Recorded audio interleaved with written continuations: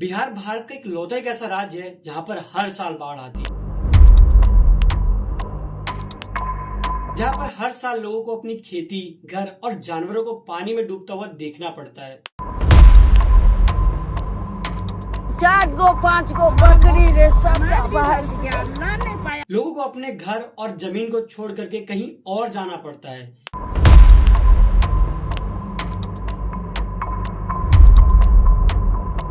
उन्नीस सौ 2004, 2005, 2007, 2013, 2017 और अब 2024 ये वो साल है जब बिहार में बहुत भीषण बाढ़ आई। इस टैली को देखिए, इसमें 1989 से लेकर के 2006 तक बिहार में जो भी बाढ़ आया उसका पूरा डाटा दिया हुआ है। एक साल भी ऐसा नहीं गया है कि बिहार के किसी जिले ने बाढ़ ना देखी हो।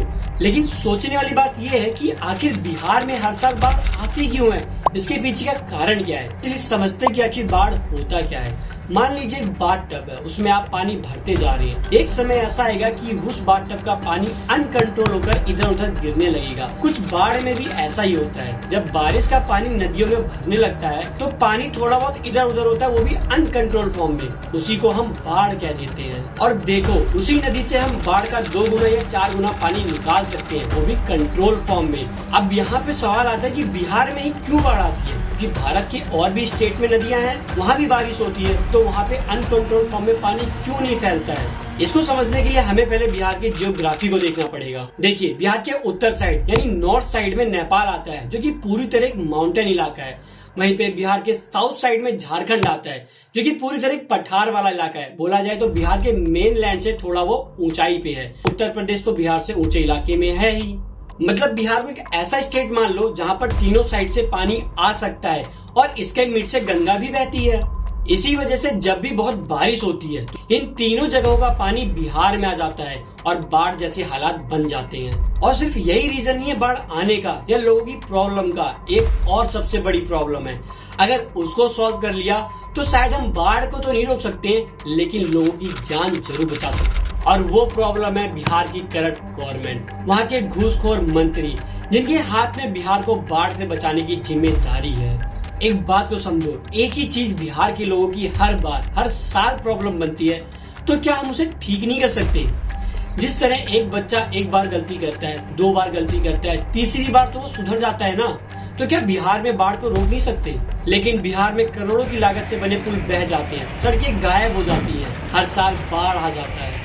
इसी साल सेंट्रल गवर्नमेंट ने बिहार को 650 करोड़ रुपए फ्लड रिलीफ फंड में दिए।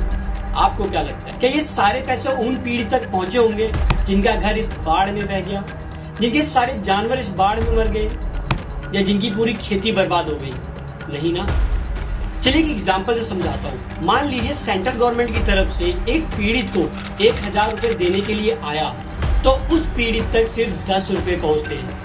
बाकी 990 रुपए इन करप्ट मंत्री, IPS ऑफिसरों और ठेकेदारों की जेब में जाता है। और फिर यही नेता बिहार में छोटी मोटी पार्टियां कर देंगे और उसमें गाना चलवा देंगे, लौंडिया लंदन से लाएंगे, जिसके बाद फिर से सारे बिहारी मस्त हो जाएंगे, अपनी चीजें भूल जाएंगे। फिर अगले साल बाढ़ आएगी, फिर सर पे हाथ रख के रोएंगे कि मेरा घर बह गया, मेरी खेत बह गई या मेरे जानवर मर गए। चलिए एक बार को मान लेते कि ये प्रॉब्लम सॉल्व हो गया, कि हमारे सारे नेता करप्ट नहीं रह गए, वो सारा पैसा उन पीड़ित तक पहुंचा रहे हैं। तो अब जो रियल प्रॉब्लम है, जो बाढ़ की प्रॉब्लम है, उसको कैसे दूर कर सकते हैं। फर्स्ट, डैम बनाकर। जैसा कि हमने पहले बात की कि बाढ़ के पानी से ज्यादा अनकंट्रोल बाढ़ के पानी से नुकसान होता है।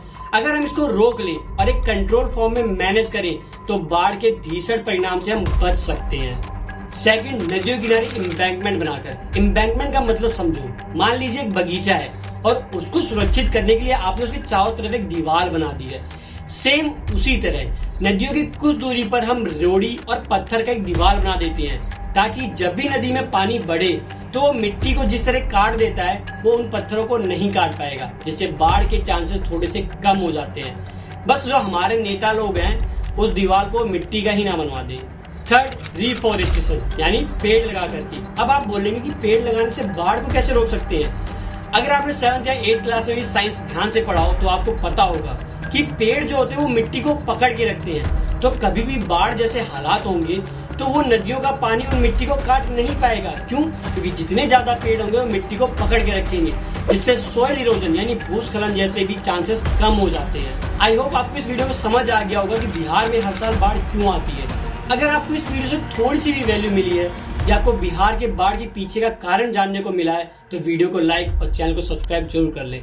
तब तक के लिए मिलते हैं अगली वीडियो में। जय हिंद।